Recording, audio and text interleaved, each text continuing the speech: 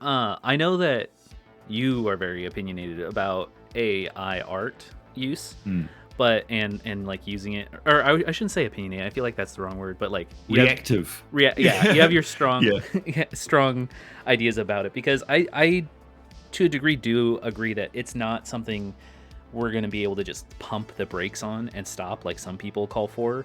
It's too easy. It can too easily Yeah. be ubiquitous. I mean, college kids are Yeah. using it to write their essays, and teachers I mean, don't try know. and ban Photoshop, for instance. Yeah, it's Good not luck. going to happen. Yeah.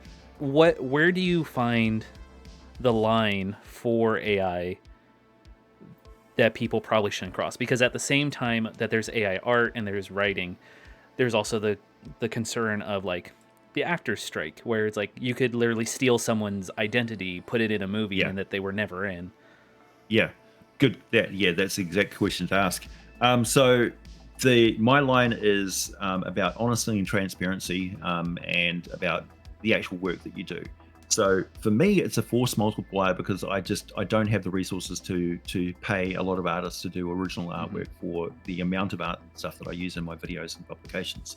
We only just started publishing PDFs and things, and that was mainly like just editing was the main thing for that. It took the amount of effort. Writing the actual document was pretty quick. That was it worked out to be 54 pages in 4 days or something like that, and that was just the sheer grunt of making all those video scripts for years and years. Yeah, you just get really good at writing. So I don't really need ChatGPT or anything like that to help me out with writing, because I'm most of the time correcting ChatGPT and telling it how to do things. right. Yeah. So it's good for certain things, but it's really not great at others. Like, for instance, it's terrible at generating fantasy names and things like that. It's great. Really bad. I like it to get me started. If I'm like, I want to do something like this, give me a list of 10 things. Gives me a list of 10 things that I probably could have Googled, but it does it quicker. And then from there, explode. That's exactly what you use watching TV or reading a book, or going to an art gallery and being inspired by other people's artwork and things. So no artist exists in a vacuum. Right. Look at singers, for instance. They all imitate the styles of other people. They have their own spin on it because they're individuals. Vanilla so Ice even and, when you're Queen. generating, even when you're generating images using Midjourney or other AIs that use prompts, if you're a skilled artist or a trained artist like me, trained in traditional methods, I've never really used Photoshop or anything. I've always so I got left behind by Photoshop. Yeah. So for me, the freedom of it now is that I know exactly what I want to put together. I get in Midjourney to generate the images. I specifically select ones. So I'm generating 60 or 70 different images to get one shot that you have in the video, and that's only on the screen for 10 seconds or 30 seconds or so. And quite often I'm splicing together multiple images that have got elements from things that I want. So I'm still doing graphic design and stuff there, but I won't say that that's my work. Right. I won't claim that it's, even though I put some work into it and spliced it together as a graphic artist, I'm still saying that that's open for anybody to use. So there's no attribution. I don't put my name on it. I don't sell it as original artwork. Yeah. I would never publish a book of images that I've used in videos or anything like that. That's, as far as I'm concerned, open source. If you like the image, screen share it. If you message me with a specific timestamp, I will send you the digital file of the image. Anybody's welcome to do that anytime. I'm join your Discord and also see it too. Yeah, because I generate them openly on my Discord channel, unless I'm sort of doing it on the Midjourney server itself. But even then, if you ask me to show you the other images where I was generating it, if you wanted to for some reason, I would show you all of those as well. So some people like watching the process of me finding exactly what I want, and where sometimes I'm just like on a wild fancy making images of strange things.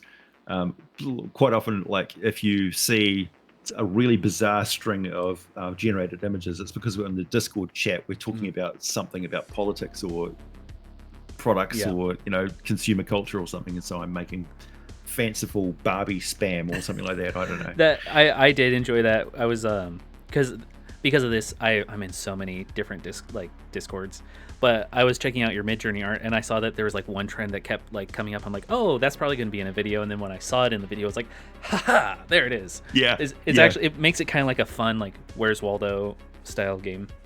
Yeah. We have a voice chat string where people are posting stuff that they're talking about in the voice chat, and you go back without the context of the voice chat, you just look at all these memes and everything. It's like, what were they talking about? Snakes, obviously, for about 20 minutes, you know. Yeah. But as for the ethics of AI art, as I say, transparency is the most important thing. So if you're using AI art, tell people that you're using AI art. Don't claim it as your own. You cannot copyright it. You cannot own it. It is being produced by a machine for you. There's a lot of contemporary artists that sell their stuff on Twitter, like a lot of the anime style character portrait artists and things like that, who have been using AI generator on Photoshop and stuff like that to do their stuff for a long time. When you look at it, all of the brush techniques and things like that that you use on Photoshop are essentially replicating something with an AI anyway. So the line is a lot more blurry than you think it is, really. So look, if you've never picked up an actual paintbrush in your life and done an oil painting, but you're generating oil painting style images on Photoshop, how is that any different from using an AI tool to generate a technique that you've not trained in? So that was my dilemma when Photoshop started replacing traditional art. So now the shoe is on the other foot, and the digital artist is suddenly replaced by an AI. It's like, well, it's just basically leveled the playing field. Now you have to learn how to use prompts. So the genie's out of the bottle, and it's producing. It's basically just opened up artwork for everybody. Everybody can produce, cool images. Now the emphasis, like a lot of artists are starting to say, maybe I won't share my prompts with people because this is the techniques and stuff that I've trained in, and that's the value of my time and effort now, is learning how to operate the prompts, and keeping abreast of the latest developments in AI is actually really difficult because it's developing so quickly. Like it takes a lot of work. Fifth edition. Fifth version of Midjourney now, and it's changing all the time. So you have to be devoted to it, much like somebody who's practicing drawing or sketching or sculpting and stuff like that, or much like somebody who's using Photoshop masking and overlays and texture techniques and feathering and all that sort of stuff. It's a great tool for creating, like we started, assets for something. And it is a interesting mixture of, it's almost coding and art put together. Well, that's exactly what it is. But the prompt writing is also kind of like a code light process. So the main thing that I've been sort of battling against, and the reason why I get a bit frothy about it, is when I get confronted with people saying that AI art is stealing from artists because it's copying their work, and that is fundamentally just not true. And that is persistent, and it's just ignorance, basically, of what AI art actually does. And to put it very simply, if you have a old-timey photo, like say it's a family photo, it's been damaged in a flood or fire or something, and half the photo is half the pixels are missing. Software existed where you could say, okay, look at the pixel next door to it, and then imagine what that next pixel next door should be based on the rest of the image. And then some clever person said, okay, what happens if we take away all the original pixels, but we feed in enough images of like an apple, and then say, draw me an apple, and it will go, okay, I've got no pixels showing apple here, but I think an apple looks like this, and it just went boop, and popped out an apple with 16 fingers and 5 eyes and a zebra leg for some reason. But they refined it, and now that's what we're doing. It's not copying an existing artist's Apple image. It's just that there are so many images of certain things that when it pops up, something that looks good. Like I had an image of a dwarf riding a giant pig, and I think that was the one I saw. I posted it on Twitter and saying, name this character, because I was literally looking for the name to put in the adventure. And somebody said, oh, that's just this image from this. And they posted something from, I think it was World of Warcraft game cards or something like that, which looked roughly similar. But I'm just like, it just looks roughly similar to that image. Mhm. I mean, I could do that myself. Show me anything from that, and I'll show you some other bit of artwork that looks like Mhm. it. Doesn't mean that the AI copied it, Right. because look at all these generated images Yeah. before I got to that point. They look nothing like that. Well, and It's that's just what that my vision yeah. of that art was looked similar to that image that you came up with. Well, and that's You what know, I so think people overlook too, because it is being done by a machine instead of a person. Where it's like when you look at old like Andy Warhol or other arts, like people who had a specific style, and then you have people who mimic it or repeat it, or instead of Marilyn Monroe, it's Obama. Instead of now it's a cat, your favorite cat, your dog. yeah, And yeah, it's the exact same color scheme, positioning, everything. Just someone has swapped out or figured out in Photoshop or something else to swap out those Yeah. and then put in whatever they want. You can do that with traditional painting techniques as well. You can Yeah. mimic somebody else's style. It's just a lot easier to do with it's just a force magnifier. So things that you could do laboriously that took a long time now can be done a lot quicker by a machine. But that's just automation for you. That's just technology. If you want to look at a perfect historical parallel to what's going on in the art industry right now, go back and look at the lace industry. A century ago or so. So people used to hand make lace like clothing lace stuff, like right? oh yeah, like a Lace patterns. oh. Is it? Maybe I'm confusing it because I'm thinking of like knitting and quilting and that like that. Yeah. Yeah, Okay. yeah. So that was previously, people used to train. They used to go to classes. They used to do lace embroidery lessons and stuff, and there was a whole industry of people making lace work. And they swore absolutely that no machine would ever be able to make lace, and then they did. You go to And then- like Instaprint so- or whatever, and now a machine can do it. Yeah. So you go through all of what existed then as social media, so newspapers, letters, all these historical works, essays, and things like that people wrote, and you look at their comments about it, and they are exactly the same as all of the stuff which is going on about AI right now. It's like history has just repeated itself, different medium, exactly the same situation. Yeah. And where are we now 100 years later? Nobody blinks an eye at lace, or nobody would consider hand making lace. It's just like it's a cottage industry. You can do it as a hobby, but you certainly wouldn't do it as a job trying to compete with a machine that can do it. It's just ridiculous. If you're trying to do a are. business and create 100,000 units in a year, cool, do that by hand, and let's see how many you can do.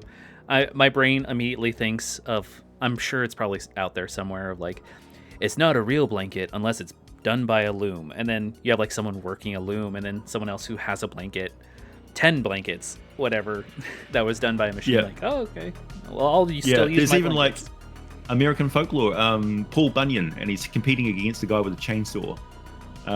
So he's like, with one stroke of his axe, he can, 3 strokes of the axe he can chop through. This is close to my heart because I've got a family history of axe people. My cousins, family originally, they were world champions. Why I've got shoulders like these. So my ancestors came over from Norway to New Zealand, and basically to chop down trees and live in the forest. So we've been, I'm naturally inclined to be lethal to trees. Anyway, so the idea that just there's no competition whatsoever. And why would you want to, like, artists get repetitive strain injuries from like the techniques and stuff that they use. And sure, Photoshop really fixed those situations, but they still sit at a computer and, for hours and hours and hours in a room doing this same face I make mind-blowing class. Yeah. when I'm doing stuff. Yeah. Drinking coffee and sitting hunched over in a chair. I'm sure somebody will come along and invent something that'll fix editing for like poor YouTubers, but the idea is to there free is a people little bit. There is currently an AI program that goes in and cuts out long spaces, and you can set it to cut out certain tones like a, ah. So I think it ruins certain things because it's not at that level yet.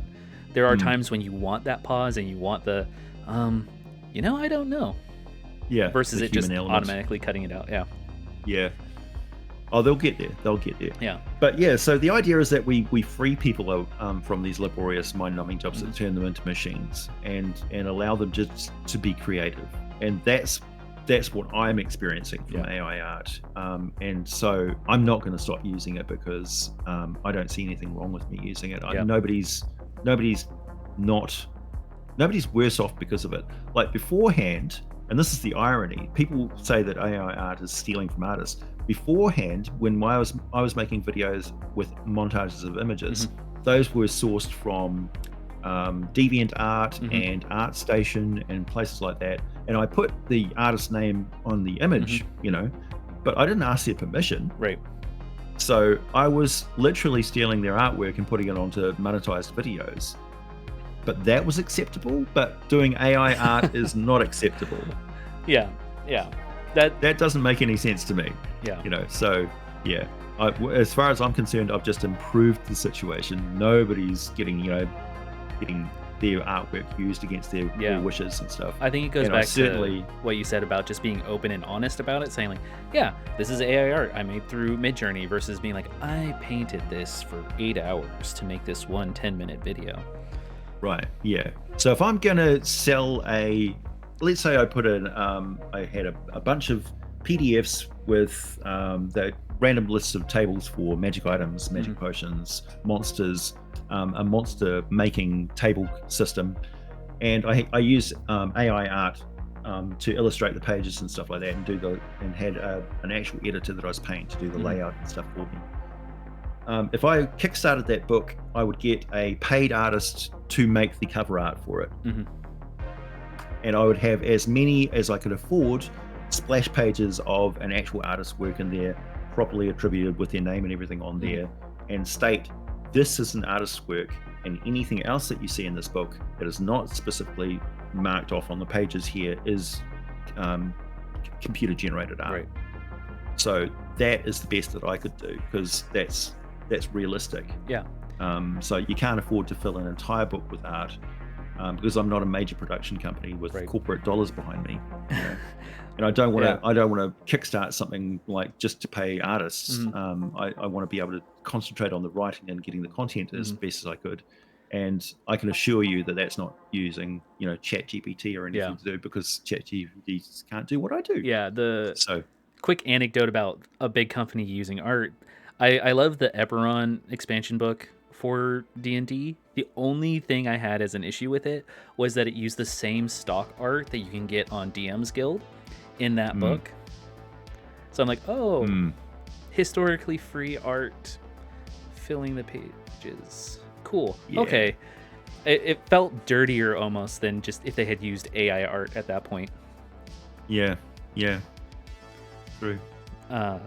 Because at the end of the day, it all comes down to what you enjoy, and if you can't even tell that something is some AI art, really, what's the problem? You know, because the purpose is, like, the whole point of it too is to like exponentially boost our creativity. Because as much as people are saying, AI art will take over, it's like it doesn't do anything unless you touch it. Basically, it's a fancy mirror. It's ChatGPT is not going to write its own book unless you ask it to write its own book. Like, write me a book about Dungeons and Dragons. Then it will start doing it. But it's not going to do it of its own accord, and it's not going to edit itself or fact check itself, apparently. Yes, that's a big issue. They call it if it's a dream or something. Yeah, if it's some guy who was developing ChatGPT said they call the creativity that they don't want hallucinations. Yes. Yeah. So it's like it's a matter of, like, sometimes you want it to be factual, sometimes you want it to make stuff for you, but you can't tell the computer program which is which. So it will, if you're writing a scientific article and it doesn't have a fact, it will invent one, which is the real dangerous thing, particularly for like press articles and things like that, where they don't have a human editor who's really going over things and fact checking stuff. That's what I worry about, is the cheap press stuff. So always double check your fact sources. With AI art and stuff, I think it'll sort itself out. Yeah. You'll know when somebody's genuine or not, or when somebody's doing something ethically or not, and that's really what it comes down to, is personal ethics and creativity. I am an artist. I can do, oil paints and things like that. I can spend weeks and weeks and weeks making an artwork, but otherwise I would rather just spend minutes making that artwork and spend the rest of my time making some really cool writing. And writing should be the thing that is hard work for my brain, not making images. Yeah. Well, and that's I think people miss that as the point when you're making a product, is the art. It can be great, it can be inspiring, but it's the overall product that needs to be cohesive, which as of yet, nothing can make a cohesive product when we're doing it. Which my next question was going to be, what publisher, moving away from Wizards of the Coast, what other publishers do you think are like knocking it out of the park or are doing a Free great League. job? Free League are doing absolutely fantastic work. Monty Cook has put out some bangers as well. Actually, I have a few of them sitting here. I'm just reading through The Strange and what's the other one? They both use Cypher System. So Cypher System is basically their universal thing. It started out, I think the first product they put out is Numenera for Cypher System. And if you could put it in a nutshell, in Cypher System, the player does all the dice rolls. So if you're attacking, you roll to attack, and if you're defending, you roll to your defenses. And the GM just basically concentrates on the story. And everything else from that is trying to reduce the probabilities to zero, so you don't even have to roll. So that's Cypher System in a nutshell for you. Claim the Sky is a supers version. Okay. So it expands on the Cypher System for more superpower stuff. But there's a lot that's good and a lot that's I don't really like about the Cypher System, but it's just a personal take. Right. It is a good system, and it's a good universal system. It's better in many ways than 5th edition is at handling universal stuff, because 5th edition is more a supers game. It's not really good at low powered stuff. Right. And Cypher System is good at that as well. So you can modify the power level of Cypher System at a base level a lot easier than 5th edition, essentially. I might have to check it out. I was joking with one of my last interviewees who wanted a Dragon Ball Z game, and I haven't looked into the Cypher System, but if you're able to scale, that's the problem with Dragon Ball Z, is the exponential growth of transformation powers. Cypher System would be very good for that. There's a lot of independent stuff, like as we're talking about crafters, Dungeon Master Scotty's put out the Easy D6 system, which is just a real fast-paced, use like D6 dice, literally exactly as it says, and you can pick up and learn this game in about 2 minutes, and everything you need is in the book there. So it's just beer and pretzels and fun times game. This is Blackstorm Realms, which is Ted from Nerd Immersion and various others. Came up with this one. This is a 5th edition take on Spelljammer, essentially. Oh, okay. It's not Spelljammer. So it's the Blackstorm. Almost like The Strange is almost like a Spelljammer dimension crossing game for the Cypher System, with a little bit of like SCP stuff written, scrambled in there. Blackstorm Realms is much more Spelljammery. So yeah, if you don't like Spelljammer, Blackstorm Realms is the way to go. I backed that on Kickstarter. Yeah, I'm not a fan of the current Spelljammer, but the older one had a lot more interesting things in it. Yeah, so that's from Jetpack 7. Yeah, and for the rest, it's Free League. Free League has got Morkborg, it's got Dragonbane, it's got Forgotten. They have I have a couple. They have like Alien, Blade Runner. Yeah. Those are heavy. Yeah. I would say they're more advanced RPGs.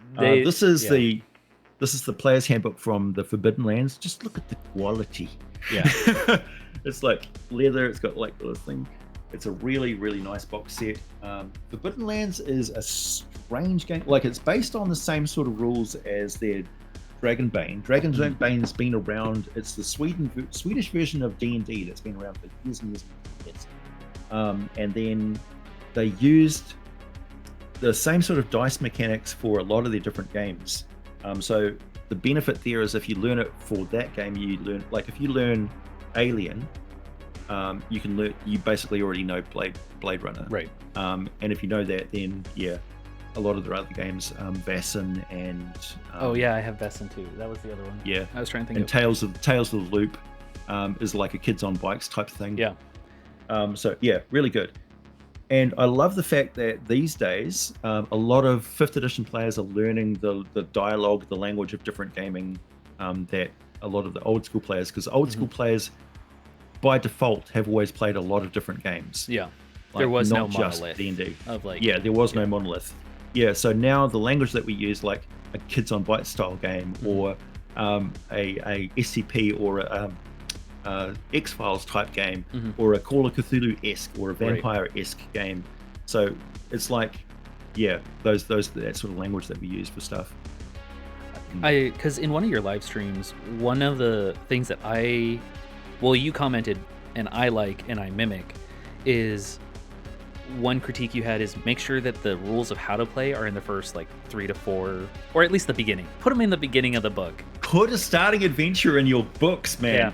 Yeah. You put like the first module that you put out, like Lost Mines of Found Delver, should have all of the stuff that's important to your game system packed in there straight away.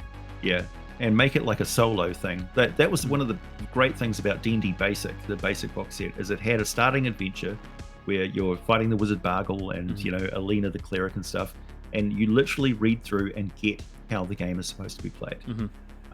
So that's what every game really needs. Like, don't assume that we already know what a role-playing game is, or what your special rules mechanic is that makes it different from the other thing, because these days people don't have, like 5th edition players don't have the basis of understanding all the different sort of dice mechanics and stuff. They've only played one thing, and they only know that thing. So you need to keep, like, 80% of what's in your book needs to be familiar to them, and then add 20% extra weird stuff that they absorb and grow with, and then go from there with your supplements and expand on it afterwards. But yeah, we really have to sort of like baby feed the new generation of gamers all this alternate stuff that we just sort of had for a long time ourselves, because there isn't the basis. But that's one of the objections I have to like the modern movies, is they have to do a spin take on a traditional thing these days, but they forget that the kids who are watching these movies never saw the original. Right. Yeah. It's the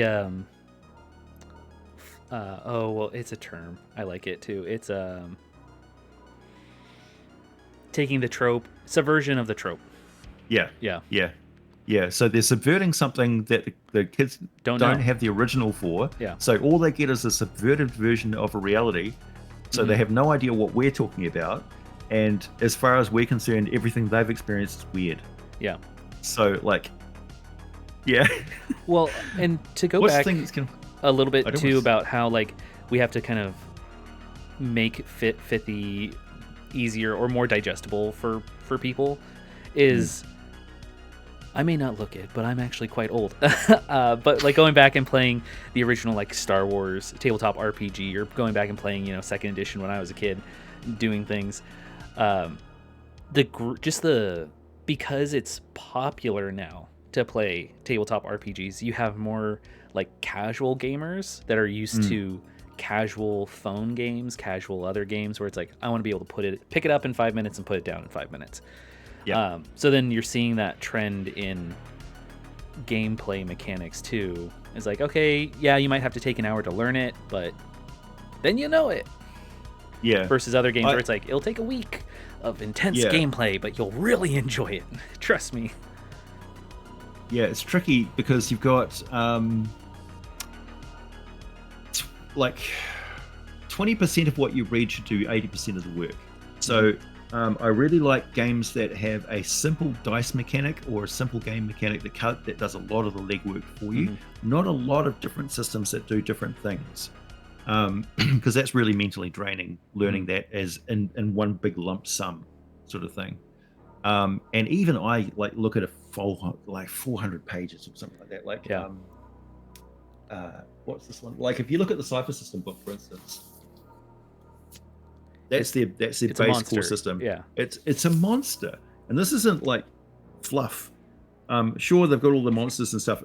Like they literally have a monster in here. Like that. This is the monster manual and player's handbook and DM's guide and everything in one book. But still, when you pick that up, it's just like, oof. Yeah. Can I please have the box set starter edition version of that? Can I have the cliff notes? Can I have the auto character generator app on my phone? Can I have dice roll mechanics on my phone, please? So yeah, there's a lot of convenient things that we should expect these days with the technology that we have.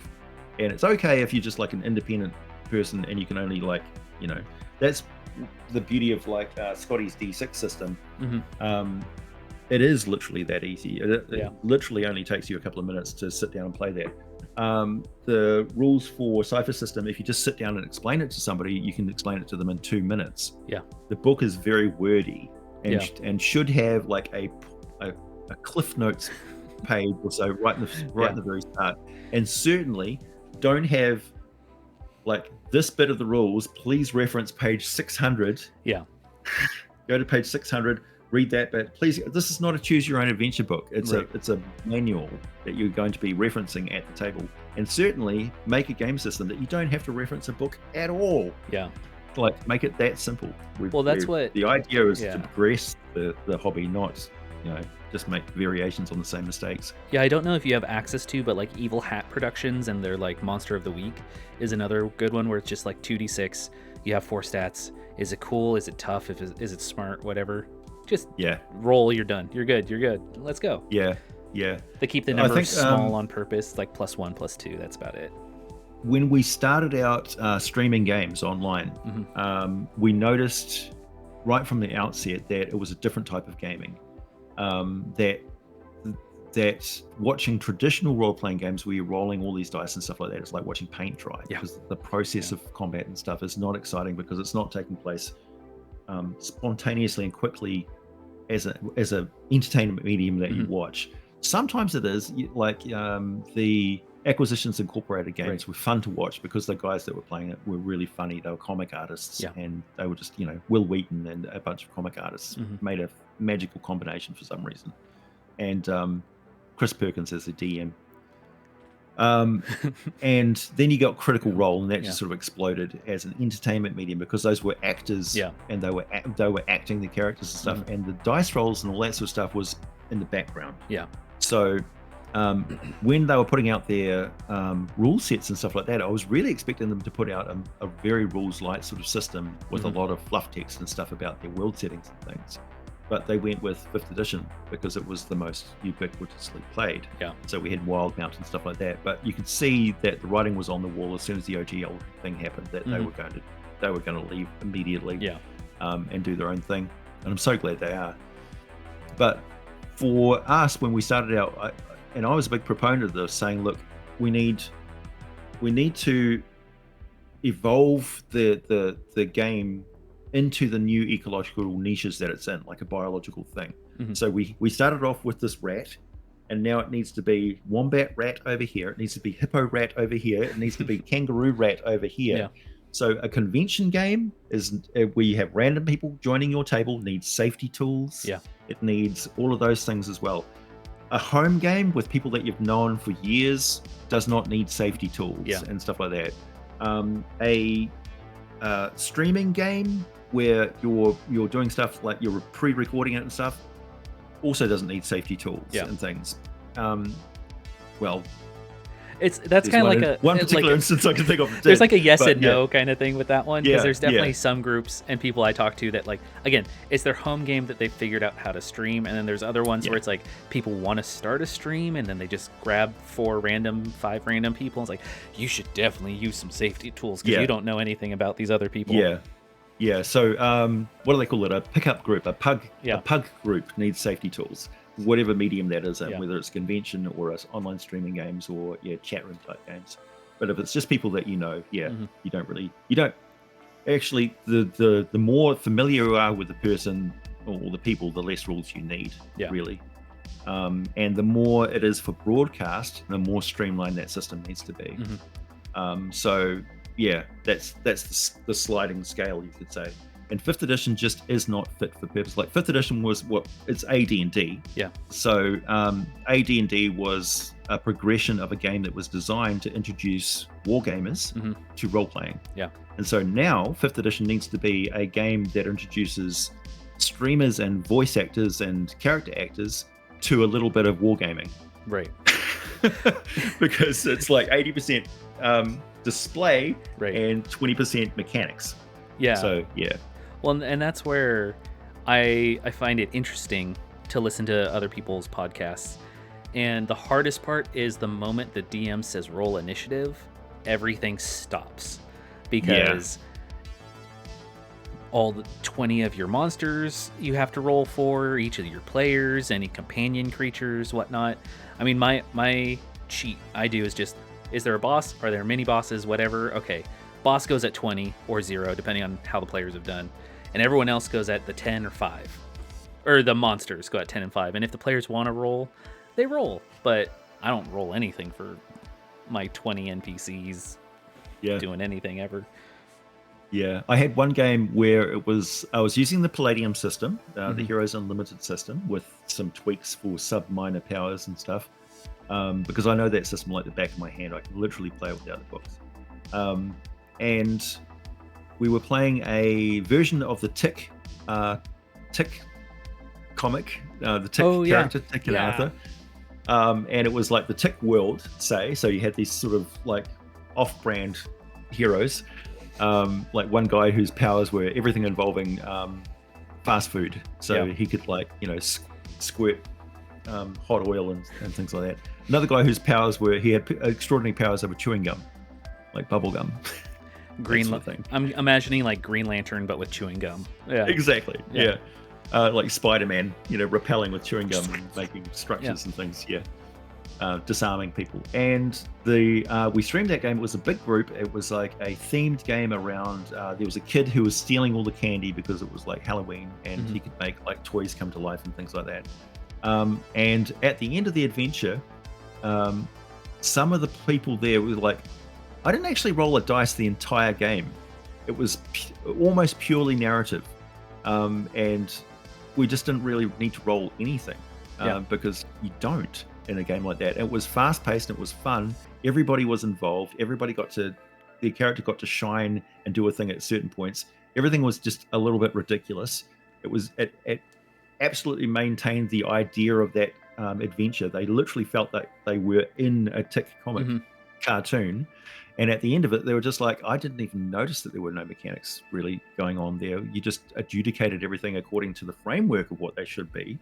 But you didn't actually make us roll the dice or calculate the damage or do all that sort of stuff. It just organically happened. And I was just like, that's storytelling. That's streaming for you. Yeah. So, it's good to be trained with role-playing games, but those are just training wheels that you don't really need if you know how to play. Yeah. What, with like the pillars of gameplay and role-play, which ones... It could be multiple. I mean, the more you talk, the more questions I have, just because you're here and I can pick your brain. You have 2 days to talk, right? No. Right, yeah. I've got all day. But what are your favorite pillars of gameplay, and from there, what system do you think does it the best, or what do you think needs to be like spotlighted more? The thing that's sort of come to light more recently is that people think differently, which is something I didn't really realize, and I don't think was incorporated into Dungeons and Dragons and other games earlier on. So some people have trouble imagining stuff in their head, like seeing it, and some people don't, which is something that you really need to factor in when you're narrating a scene for somebody. Like they just, you say apple, and some person may just think a red blob. Some people don't imagine any image of an apple at all. They can just think of flavors or. Then you have that one person's like, well, what kind of apple? Is it a Cosmic Crisp? Is it a Pink Lady? Is it blah blah? Exactly. Who's got it 3D in their head. Yeah. I am unfortunately am one of those people who just like has got an extremely vivid imagination. Coming across somebody with aphasia who can't imagine anything at all is just like, wow, it's so difficult to communicate with them because I'm explaining something. Can you draw it? Yeah. So that's one of the pillars of interacting and getting to know the person that you're talking to. So session 0 is one of the pillars of a good game, because you need to get to know what that person's narrative needs are.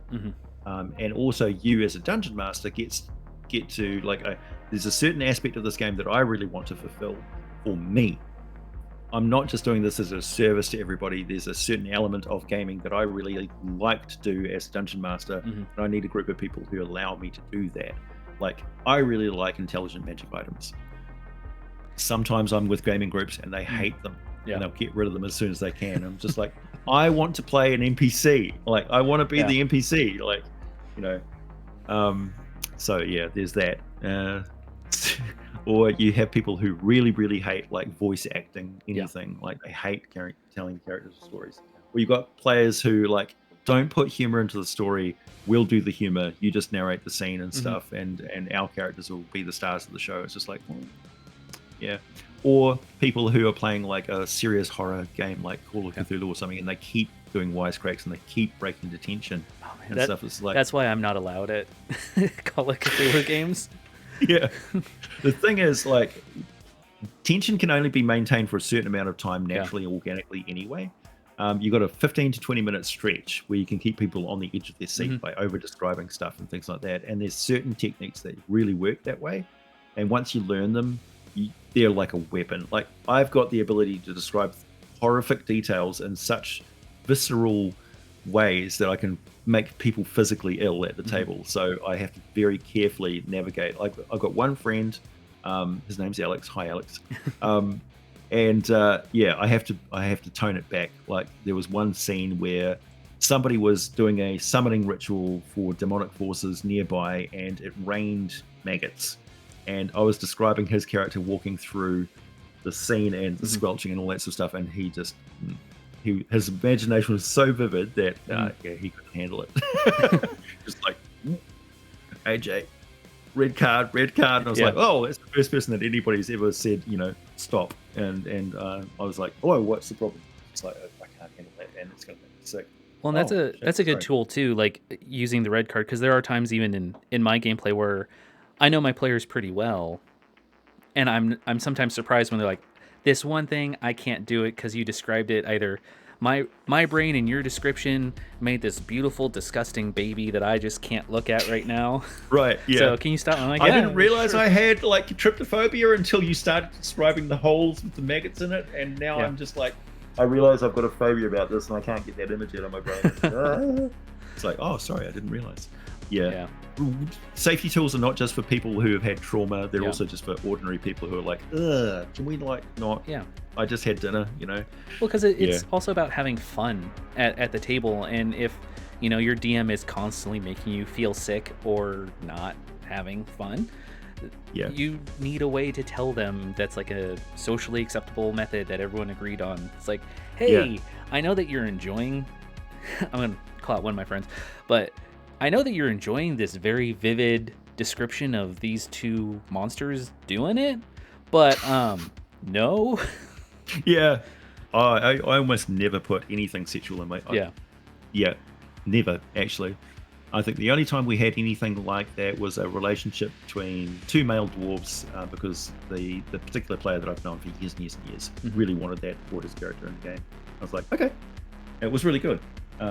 We both handled it very well. Yeah. And everybody else was on board at that as well. So that's just part of the story. That was good.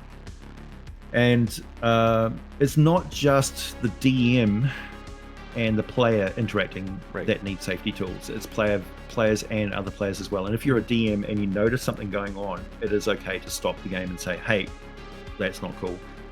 One particular instance, it was a person who was new to the game, and they had an animal companion, and another player at the game did something that threatened or hurt or harmed or killed the animal companion. I said, that is not okay, because that's something going on between the dynamic with this new player in the game group, and you're essentially bullying them through interacting with their animal companion, like something that they're focused on. And you know this person in real life is very, very pet centric, like their pets were the world to them, and so you're literally torturing an animal in front of them for to get them out of your social group, Yeah. because you feel threatened, and that is not cool. Yeah. So that seriously damaged my relationship with that person after they did that.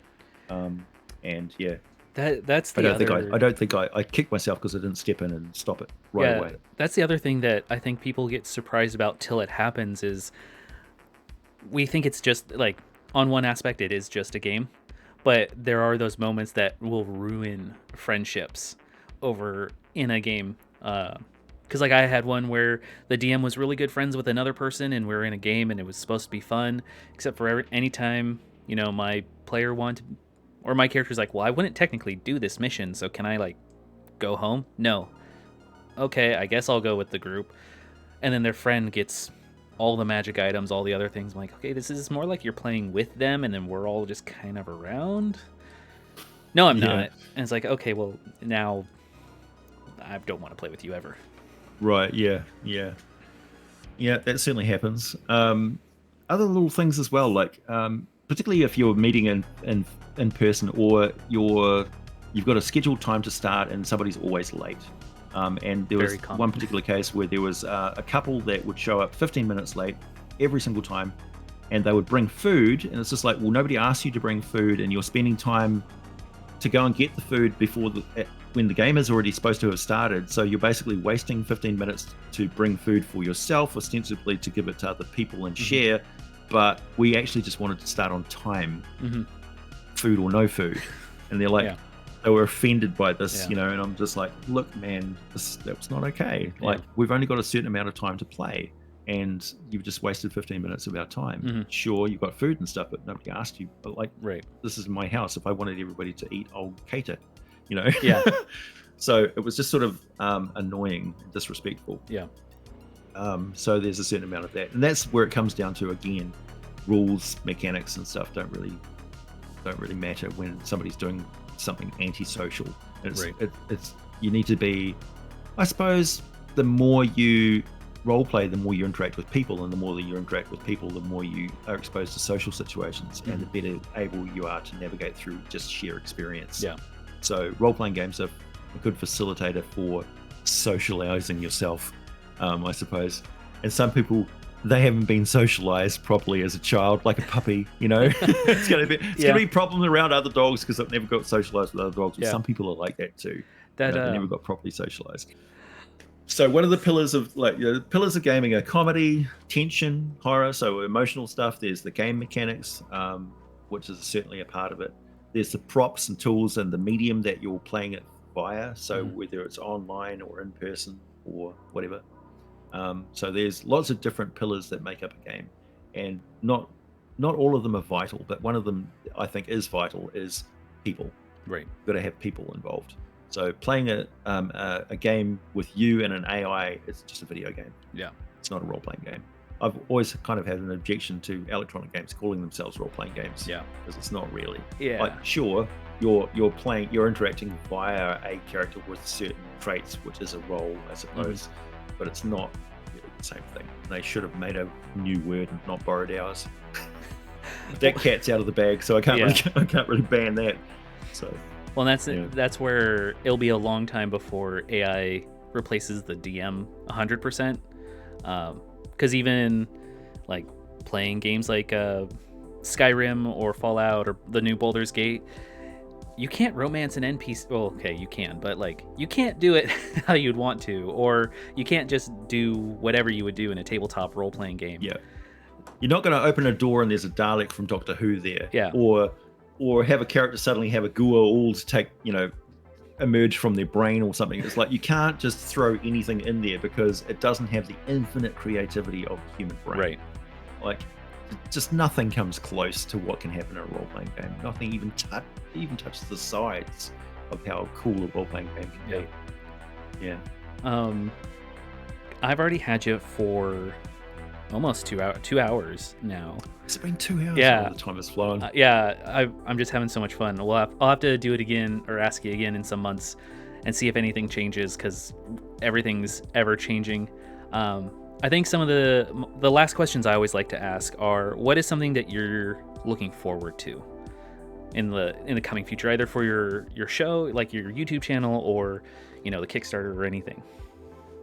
I'm really looking forward to putting together and publishing a book, and probably kickstartering a book, and that will probably be a monster generation type book, or maybe even just like writing a story.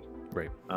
So the whole spin I'm taking in towards more creative stuff and making my own sort of stuff, and writing these derailed fantasy adventures, I'm really looking forward to. Like at the moment, I'm writing just before this interview, I was writing an article for my Patreon, which is turning into a video script, which is one of my describey things. Where I was talking about the difference between the planes of existence in D&D and what a parallel reality is like for, say, like Rick and Morty. Right. So Rick and Morty's cosmology is the multi-universe, is the multiverse, as opposed to D&D, which isn't really a multiverse. It's a set sort of reality thing. Yeah. But they don't really address the idea of parallel realities or parallel prime material planes.